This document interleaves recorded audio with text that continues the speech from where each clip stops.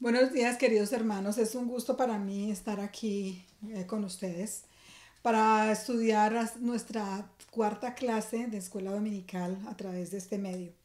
Esta clase tiene que ver con la resurrección y aunque hace 8 días terminamos de celebrar ese evento, vamos a retomar hoy este tema ya que estamos atrasados una semana. Pero no importa, es un evento que marcó nuestras vidas y que es tan importante para la vida cristiana que vale la pena seguir hablando de él por mucho más tiempo.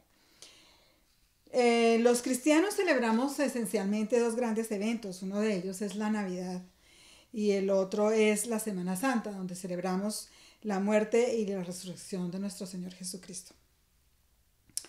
Pero tenemos que reconocer que no podríamos celebrar la muerte de Cristo, pues obviamente si Él no hubiese llegado a nuestra tierra y no hubiese estado aquí viviendo entre nosotros o entre los contemporáneos de su época.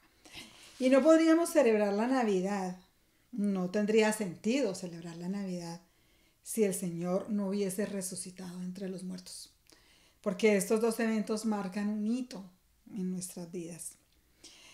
Ninguna otra doctrina es tan importante como la doctrina de la resurrección de nuestro Señor Jesucristo. Este es un acontecimiento que cambió todo, cambió absolutamente todo en cuanto al futuro de la humanidad y lo que nos espera por venir. Sin la resurrección, la muerte de Cristo no hubiese tenido el poder ni el significado que tiene. No tenemos esperanza de nuestra fe. La esperanza de nuestra fe no tendría sentido si no hubiera sido por la resurrección.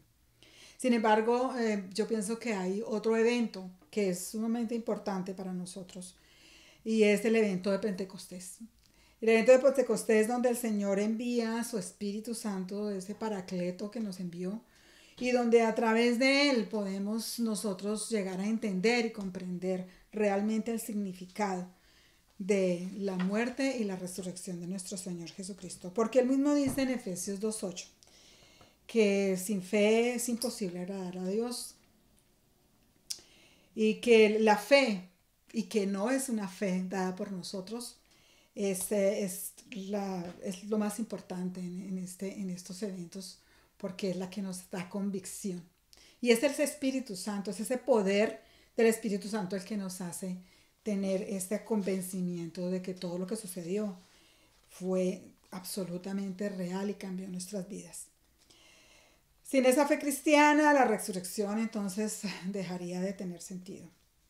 Pero Pablo, en Primera de Corintios 15, nos lleva a unas enseñanzas muy claras acerca de la resurrección, de esa resurrección física de Jesús. Pablo también nos muestra aquí en Corintios, 1 Corintios 15, lo que esa resurrección significa para nosotros. Entonces quisiera empezar, vamos a orar y vamos a empezar entonces con la aplicación para la vida, pero primero vamos en oración para que el Señor pueda hablar a nuestro espíritu. Amado Señor Padre Celestial, te damos gracias, Señor, por este día, por este momento, Señor. Te damos gracias por la tecnología, por este medio que tú has puesto a nuestra disposición, Señor, para podernos comunicar en momentos tan difíciles como los que estamos viviendo en este instante. Señor, te pedimos que tengas misericordia, Padre amado, de todos nosotros y de todos aquellos, Señor, que de una manera u otra han sido afectados por esta pandemia, Señor. Estamos, Señor, en tus manos y estamos en este momento prestos a escuchar lo que tú tienes para nosotros. Te damos las gracias, te damos la gloria y te damos la honra por todo lo que tú haces, Señor, y por todo lo que tú harás. Y en el nombre de Cristo Jesús quedamos contigo. Amén. Vamos entonces a leer una parte de la aplicación para la vida muy interesante. Pero antes quiero hacerles una pregunta. ¿Alguna vez usted ha dudado de la veracidad de la resurrección de los muertos? ¿Alguna vez ha dudado usted si Jesús realmente resucitó? ¿Alguna vez usted ha dudado en pensar de que algún día usted va a resucitar como lo hizo Jesús? Le dejo esa pregunta para que la analice. Vamos a leer entonces la aplicación para la vida. Dice, constantemente somos bombardeados con información sin fundamento. Cuando investigamos un reportaje, frecuentemente resulta que las opiniones se presentan como hechos. Las opiniones se presentan como hechos. ¿Qué quiere decir esto? Y lo vamos a tomar en el ámbito en el que nos estamos desenvolviendo en este momento. Cuando el coronavirus apareció, yo sé que muchos de nosotros nos vimos abocados a buscar en el celular qué significaba, qué era, de dónde salió, por qué apareció, por qué llegó hasta nosotros, cómo empezó a transformar nuestras vidas. Y en esa investigación seguramente encontramos muchísimas cosas. Y muchas de esas teorías que se manejan del coronavirus, muchas de ellas son inventadas, muchas de ellas son cuestiones que no tienen un fundamento real, que no tienen una investigación real. Lo llaman teorías conspirativas y mucha información no es verídica. Por eso tenemos que tener mucho cuidado. Y muchas personas ven a Jesucristo de la misma manera. Muchas personas piensan, ¿será cierto esto? ¿Será cierto aquello de lo que se dice de Jesucristo? ¿Piensas que su vida, su obra y particularmente su resurrección son presentadas como acontecimientos verídicos, pero que en realidad no son solo opiniones o simplemente invenciones de fanáticos? La resurrección de Jesucristo, sin embargo, está fundada sólidamente y validada por testigos oculares. No habría la menor duda entre las personas que vivían en Palestina en los días de que Jesús murió y resucitó. Incluso los historiadores y los filósofos romanos y griegos no negaban el relato bíblico, pues entendían que era imposible silenciar a tan gran cantidad de testigos que vieron y escucharon a Jesús después de la resurrección. Hubiera sido muy absurdo no escuchar lo que tenían que decir, como un juez que cierra los oídos a las pruebas claras de más de 500 testigos. Pero puesto que hay resurrección y Jesús resucitó, podemos confiar en que la Biblia, la salvación y el testimonio de la iglesia son reales y verdaderos. Por eso vamos a entrar en contexto y vamos a analizar lo que Pablo nos trae a través de Primera de Corintios. Pablo escribió esta carta para responder varias preguntas, muchas preguntas que tenían los corintios. Algunas de ellas son acerca de la santidad personal, otras son acerca del matrimonio y de la soltería, de la comida ofrecida a los ídolos, de la adoración en la congregación, de los dones espirituales y por supuesto tenían muchísimas preguntas acerca de la resurrección. Pablo se da entonces a la tarea en el capítulo que vamos a estudiar ahora, que es el capítulo 15, de explicarnos y de explicarle a los corintios en ese momento y de explicarnos a nosotros por qué es tan necesaria la necesidad y las características de la resurrección. Anima a los lectores a confiar en que Jesús verdaderamente resucitó de entre los muertos y que por ello nosotros también resucitaremos y recibiremos un cuerpo glorificado en el futuro. Para entrar en materia, entonces, vamos a ver varios aspectos. Aquí en la parte de abajo ustedes pueden ver dos premisas importantes. Una es que la verdad acerca de la resurrección, y está el pasaje que vamos a estudiar, y por qué es tan importante la resurrección. Vamos a aclarar ese par de premisas. Entonces, vamos a ir en nuestras Biblias a 1 Corintios 15, del 1 al 3. Además os declaro, hermanos, el evangelio que os he predicado, el cual también recibisteis y el cual también perseveráis, por el cual asimismo, si retenéis la palabra que os he predicado, sois salvos, si no creísteis en vano, porque primeramente os he enseñado lo que asimismo recibí, que Cristo murió por nuestros pecados, conforme a las Escrituras. En esta primera parte vamos a ver que Cristo realmente murió por nosotros. ¿Qué sería de nosotros si Jesús no hubiera muerto? ¿Y qué sería de nosotros si Jesús no hubiera muerto de la manera en que murió? Es una pregunta que nos hacen acá. Tal vez nuestra vida sería vana, como los de afuera, se perdería en un mare magnum de situaciones y no encontraríamos un norte, no encontraríamos un derrotero que seguir. Sería muy difícil. Yo no hallo la vida sin lo que Cristo hizo por nosotros, sin dejarnos ese camino a seguir. Por eso él mismo dice que es el camino, la verdad y la vida. Sin embargo, algunos piensan que Cristo nunca murió en una cruz. Y ahí nos referimos a los musulmanes. Por ejemplo, en el Corán dice que Jesús no fue crucificado, que Jesús murió a manos de sus propios discípulos, quienes lo mataron y lo sepultaron y lo escondieron su cadáver. Pero nosotros sabemos que no fue así. Nosotros sabemos que Cristo murió en una cruz por nuestros pecados. Y vamos a ver cómo bajo 3 aspectos nosotros podemos corroborar que así fue. Primeramente vamos a mirar en el Antiguo Testamento. El Antiguo Testamento está lleno de promesas y de versículos donde atestiguan que Jesús iba a morir, que este Salvador iba a morir por su pueblo. Desde que Adán y Eva pecaron y trajeron la muerte y la condenación eterna a nuestras vidas, escuchamos desde que ellos, a través de toda la historia de la humanidad, nuestra vida está plagada de muerte y de pecado. Y sabemos que nadie puede ser liberado del pecado si no es a través de un derramamiento de sangre.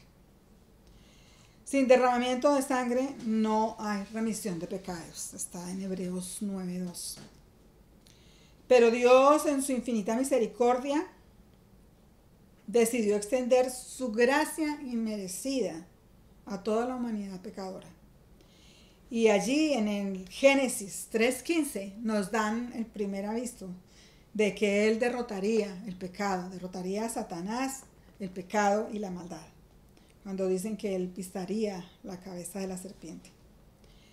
Y en otros pasajes bíblicos, desde muy temprano, en los primeros libros de la Biblia, nos explican cómo ese derramamiento de pecados nos libraría a sus santos de la condenación eterna y de toda la maldad que existe en el mundo. Desde el comienzo en la Biblia vemos alusiones a la provisión divina de Dios por medio de ese sacrificio que cubriría la vergüenza y las consecuencias del pecado que había traído sobre nosotros y sobre toda la humanidad Adán y Eva. Y nos explican en el Éxodo, en el libro de Génesis, todo un sistema de sacrificios, de ese derramamiento de sangre, de ese antiguo pacto que tenía el Señor con su pueblo. Sombra, como que se vislumbraba allí lo que realmente el Salvador vendría a hacer por nosotros, a dar su vida como cordero expiatorio para otorgarnos así el perdón de pecados. Más adelante Isaías también lo menciona y nosotros conocemos perfectamente lo que Isaías dijo. Voy a empezar con Isaías y terminar con unos versículos de Juan 1. Y dice, como cordero fue llevado al matadero y como oveja delante de sus trasquiladores, enmudeció y no abrió su boca. Fue cortado en la tierra de los vivientes y por la rebelión de mi pueblo fue herido. Jehová quiso quebrantarlo, sujetándole a padecimiento. Es una conexión casi perfecta que hay entre el Antiguo y el Nuevo Testamento. Además de Isaías está también Daniel. Y aunque Daniel profetiza un Mesías, como un rey poderoso que gobernaría con absoluto poder, también describe, esto lo dice en Daniel 7. En Daniel 9 dice que se le quitaría la vida al Mesías para avanzar en el plan de la redención por medio de su muerte. Entonces, como vemos, el Antiguo Testamento nos corrobora su muerte y su muerte expiatoria. Como segunda medida, en el Nuevo Testamento, el Señor mismo es el que hace alusión a lo que le va a suceder. En Lucas, por ejemplo, predice su muerte por medio de una parábola. Esta parábola dice que un hombre envió a su hijo a reconciliar a los trabajadores rebeldes en su viñedo, pero ellos le echaron fuera de la viña y le mataron. Él estaba refiriéndose a él mismo. Esto lo vemos en Lucas 20. Unos meses antes de que el Señor, de que llegara este fatídico momento a la vida del Señor, él habló con sus discípulos. Él les decía que él debía de padecer muchas cosas, que él debía de ser rechazado por los ancianos, que él debería de ser, que los rechazaban, lo iban a rechazar los ancianos, los principales sacerdotes, los escribas, y que iba a ser muerto. Eso lo encontramos en Marcos y en Mateo. Jesús sabía que moriría como un cordero expiatorio y que la ira de Dios estaría sobre él y que él cargaría el peso del pecado, de nuestro pecado y del pecado de todo su pueblo. Sabiendo que lo colgarían en una cruz, eso lo corrobora Juan en 3:14, y voluntariamente rendiría su vida por amor a nosotros. El Nuevo Testamento corrobora que el mismo Jesús habló de su muerte. Y finalmente, afirmamos que Cristo murió por nosotros porque la misma historia lo confirma. Estos son datos que están por fuera de la Biblia, son datos de historiadores. Por ejemplo, Fabio Josefo, un historiador judío del primer siglo, narró que los principales judíos de la época lo crucificaron. Tácito, que es el senador, un historiador romano, escribió que a principios del siglo II, más o menos 20 años después de lo que había escrito Josefo, que Jesús sufrió una tortura y muerte terribles a manos del procurador Poncio Pilato y durante el tiempo del emperador Tiberio. Luciano, un filósofo y escritor sirio contemporáneo de Tácito, se burla diciendo que los cristianos siguen a un hombre que fue crucificado como un criminal. Recordemos que la crucifixión era solamente para criminales. Y Celso, un filósofo griego del siglo II, critica a los cristianos porque su Salvador había muerto colgado en un madero. Entonces veamos que no solamente a la luz bíblica, no solamente a la luz del Antiguo Testamento y del Nuevo Testamento podemos nosotros corroborar realmente la muerte de Jesús. Ahora veamos una pequeña parte, que es un pequeño versículo que le sigue, y cómo este versículo es tan importante en nuestra vida. Y este versículo dice así: y que fue sepultado y que resucitó al tercer día conforme a las Escrituras.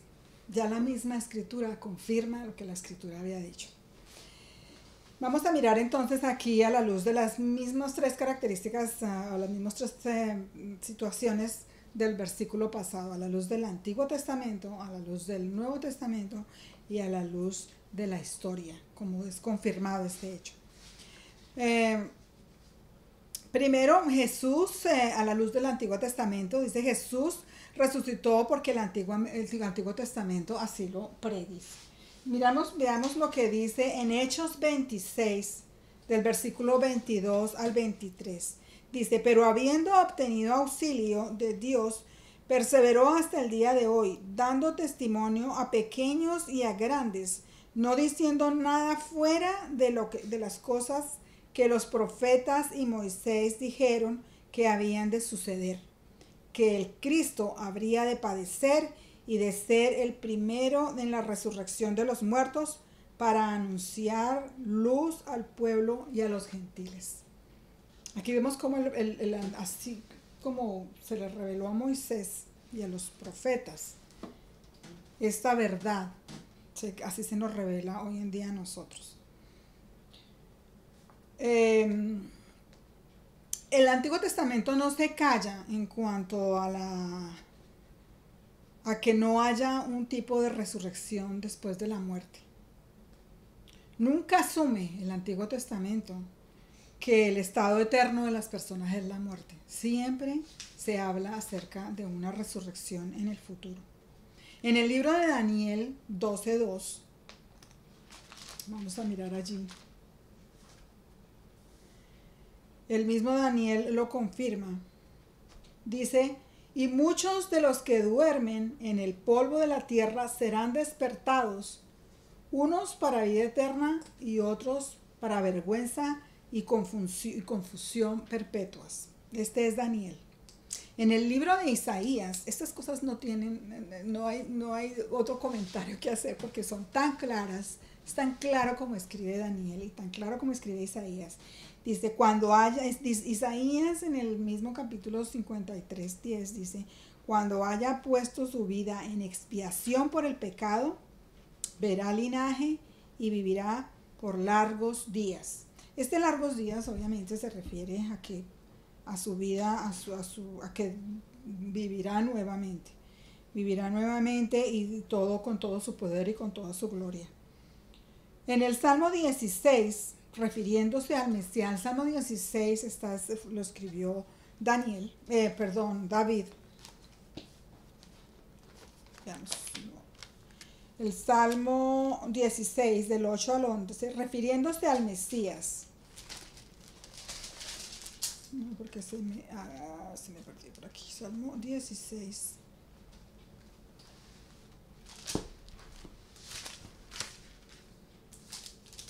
Salmo 16 dice así, del 8 al 11. A Jehová he puesto siempre delante de mí, porque está a mi diestra, no seré conmovido. Se alegró por tanto mi corazón y se gozó mi alma. Mi carne también reposará confiadamente, porque no dejará mi alma en el Seol, ni permitirá que su santo vea corrupción. Cuando hablamos de que no permitirá que su santo vea corrupción, obviamente pues no se estaba refiriendo a él, al mismo David. Estaba refiriéndose al Mesías, porque David está muerto. David vio corrupción, él no ha resucitado. Por tanto, él se refería directamente al Mesías.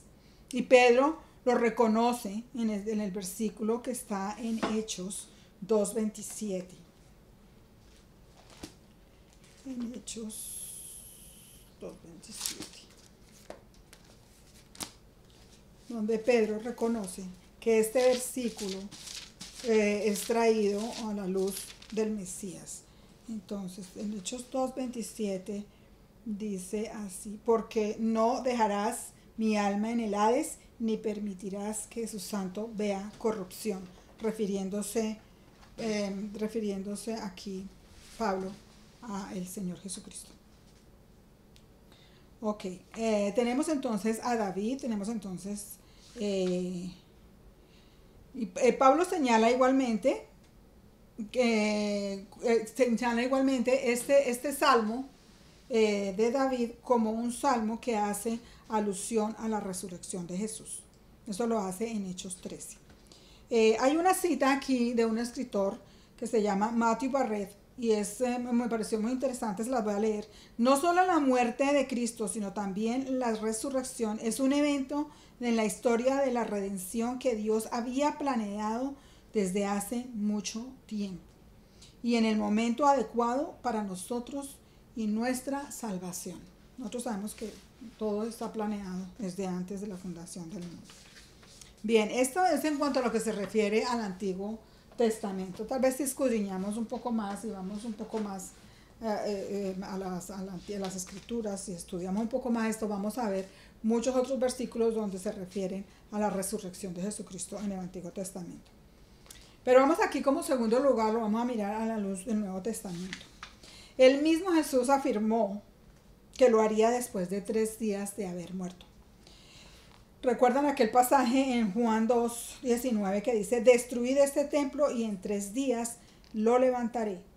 Dijeron luego los judíos, en 46 años fue edificado este templo y tú en 3 días lo levantarás. Mas él hablaba del templo de su cuerpo.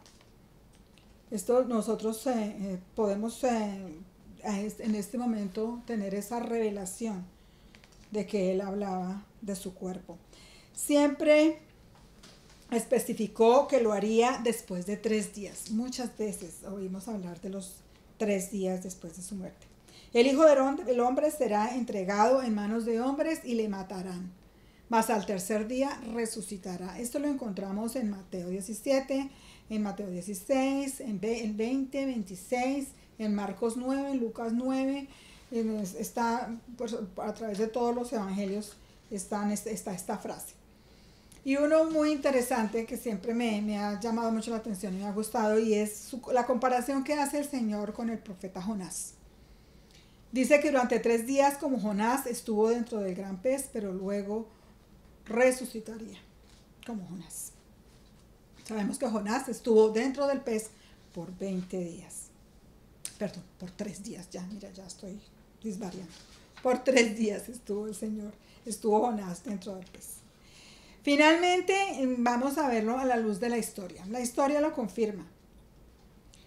Un muerto no puede escaparse de un sepulcro, y de un sepulcro, de una tumba que estaba firmemente sellada, firmemente resguardada, que estaba tapada por una piedra enorme, con los guardias de frente y sellada por el Imperio Romano, que no se podía abrir. Sin embargo, la piedra amaneció removida ese domingo, ese primer día aquel de la semana.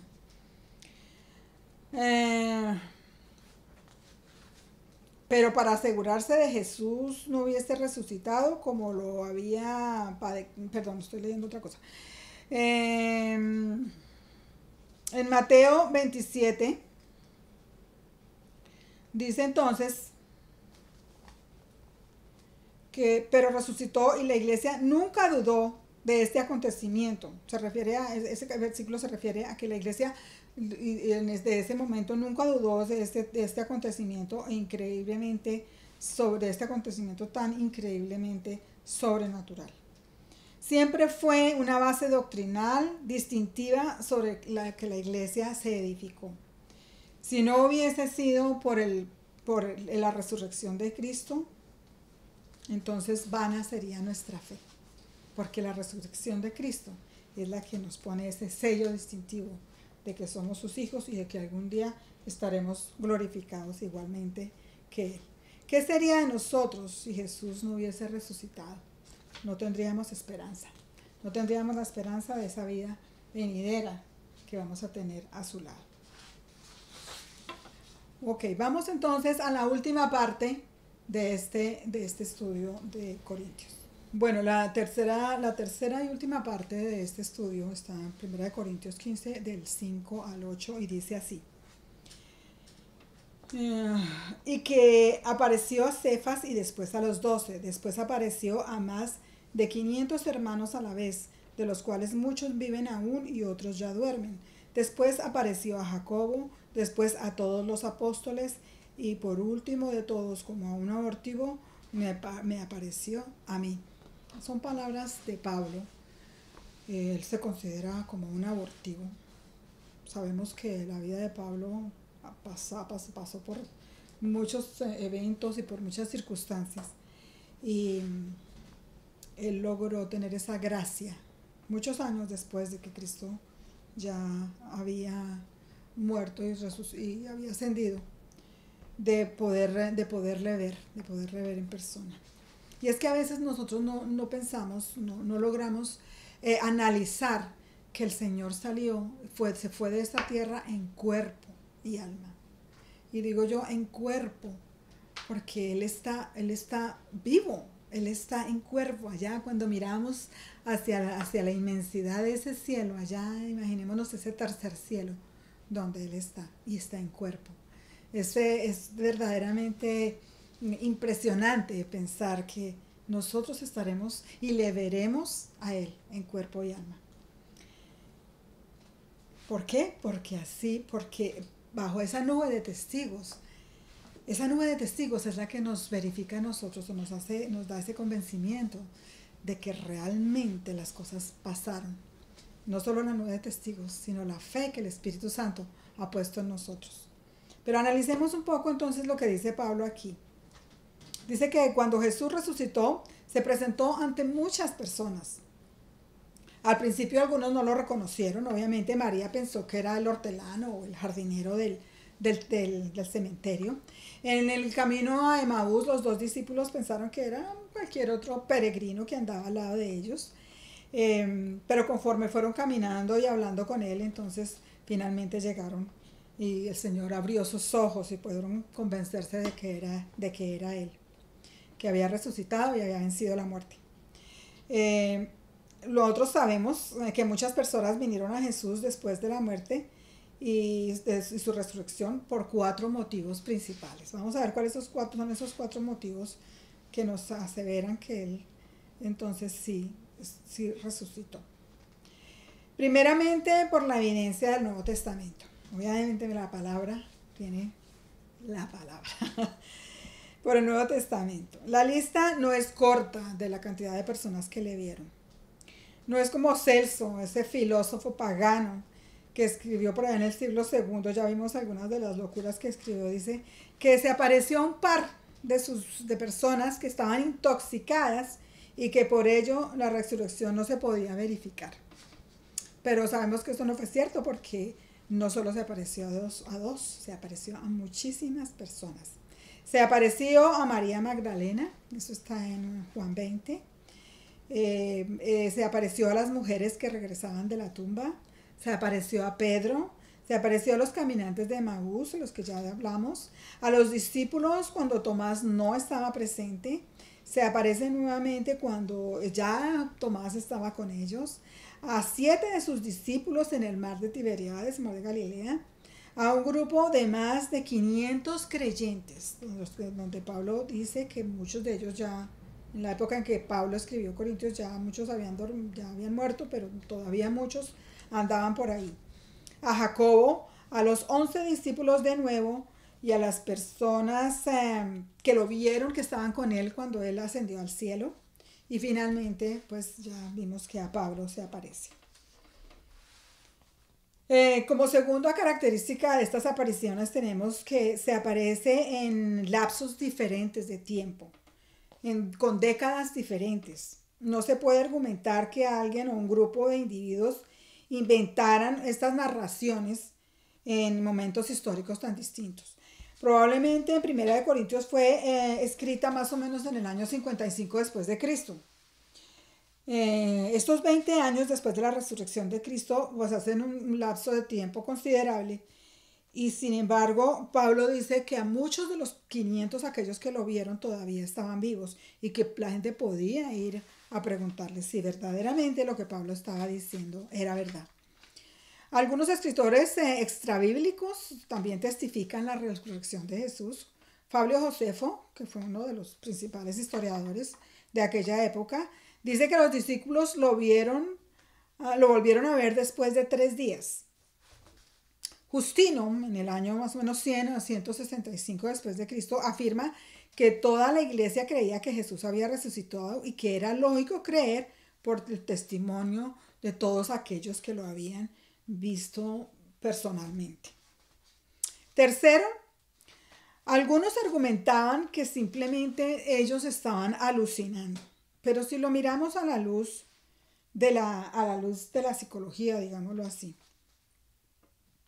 afirmar que diferentes personas en diferentes épocas y en diferentes momentos alucinaron la misma cosa, pues no tiene sentido. Nadie alucina. Es extremadamente improbable que 2 personas tengan la misma alucinación y mucho menos que 500 personas las tengan a la vez. Una alucinación no se repite una y otra vez en diferentes lugares y circunstancias en diferentes personas. No es posible. O sea que no fueron alucinaciones. Y cuarto, porque ningún número tan grande de personas daría su vida para descartar una mentira. Hoy en día decir que Jesús resucitó Pues digamos que cuando nosotros hablamos a las personas de afuera, a los incrédulos de que Jesús resucitó en cuerpo y alma, pues de pronto nos pueden llamar locos, pero nuestra vida no correría peligro, no correría peligro en ningún momento. Sin embargo, aquellos primeros testigos de la resurrección dieron su vida, dieron sus comodidades, dieron sus bienes, dieron todo lo que tenían sus familias por testificar que la resurrección de Cristo había sido verdadera. Es ilógico pensar que tantas personas en tantos lugares tan distintos y bajo tantas culturas diferentes dijeran una misma mentira. Por ello debemos considerar que ese testimonio es total y verídico. Porque ¿qué había necesidad de que Jesús se les apareciera a tantas personas? ¿Por qué había necesidad de eso? Precisamente por todo esto. Para que ante tan gran número de testigos no hubiera el menor asomo de duda de que lo que había sucedido fue verídico. Aquí nos preguntan, ¿puede algún cristiano no creer en la resurrección? Pues, ¿de qué valdría ser cristiano sin creer en la resurrección? Porque, mis queridos hermanos, déjenme contarles algo que recibí hace poco en una prédica que oí y que tiene mucho que ver con el contexto de lo que estamos hablando. Nosotros creemos que el poder de la resurrección a veces pensamos que es para la próxima vida, ¿verdad? Lo vemos allá lejano. El poder de la resurrección está allí y es algo a lo que podemos hacer uso en algún momento o que vamos a hacer uso de ese poder de la resurrección en algún momento. Pero no es así, mis hermanos, porque ese mismo poder que hizo que Cristo resucitara es el mismo poder que nosotros tenemos, con el que fuimos revestidos en el momento en que nos convertimos. Es ese mismo poder del Espíritu Santo. Es el poder de la resurrección. Nosotros vivimos, si tenemos el Espíritu Santo dentro, vivimos con ese poder de la resurrección. Ese poder que levantó a Cristo. Ese mismo poder que levantó al Señor es el mismo que se nos ha sido dado a nosotros en el momento de nuestra conversión. El que se le dio a los apóstoles y que les quitó el miedo. Ustedes recuerdan a Pedro o a Pablo, bueno, especialmente a Pedro, cómo era de temeroso, cómo lo negó a Cristo 3 veces cuando lo increparon buscando a las personas que seguían a Jesús y él lo negó. Como un hombre tan temeroso logró después desafiar el mundo y ir y predicar la palabra del Evangelio y predicar que el Señor había resucitado y dio su vida en sacrificio por lo que él creía y por lo que el Señor había mandado a predicar. Y así todos los apóstoles, ¿quién les dio ese poder y quién les dio esa fuerza para ir y predicar el Evangelio? El Espíritu Santo en el día de Pentecostés les cambió la vida. Por eso yo asumo que el evento del Pentecostés es un evento que nosotros nos debe marcar de una manera impresionante. El recibir el Espíritu Santo para nosotros es recibir el poder de la resurrección. ¿Y para qué recibimos ese poder? Ese poder lo recibimos especialmente y más que todo, hermanos, para vivir fuera del temor. Fuera del temor. Nuestra vida necesita ser vivida con el poder de la resurrección, con el poder de ese espíritu. Triunfar, si vivimos en la carne no vamos a triunfar, si vivimos en el espíritu entonces vamos a conquistar. Y este poder del espíritu es el que nos hace ver a nosotros que nosotros no debemos tener temor. El Señor más de 300 veces escribe en la palabra no temas, o dice no temas. Esto fue una pequeña charla que tuve con las mujeres, la última charla que tuve con ellas, de que no temer, de no tener miedo. El Señor nos lo dice muchísimas veces en su palabra, no temas. ¿Y cómo no temer? Es haciendo uso de ese poder de la resurrección que vive en nosotros. Esto lo traigo a manera de conclusión, mis hermanos. Porque estamos pasando por tiempos difíciles, estamos pasando por tiempos que nos hacen tener temor. pero en nosotros está ese poder de la resurrección que el Señor nos otorgó cuando decidimos ser sus hijos. No hay que temer, porque recordemos que el Señor echa todo ese temor a un lado, pero tenemos que estar completamente convencidos de que el poder de la resurrección es el que vive con nosotros y dentro de nosotros. Gracias, hermanos, por la atención que han prestado a esta charla, y vamos a orar para que el Señor nos pueda hablar y nos pueda vivificar ese poder en nosotros. Amado Señor, Padre Celestial, te damos gracias, Señor. Gracias por tu resurrección, Padre. Gracias por lo que nos has regalado a través de ella, Señor. Gracias por las cosas que tú nos preparaste y que aún nos tienes preparadas para nosotros, Señor. Permite que esta palabra, Señor, pueda ser nido en nuestro corazón, Señor, y pueda quedarse allí y ser llevada a entendimiento, Padre Celestial. Te damos gracias por este medio nuevamente, Señor, y te pedimos que te quedes con todos nosotros y con todos aquellos que están viendo este estudio. En el nombre de Cristo Jesús te pedimos todas estas cosas. Amén. Buena tarde, hermanos.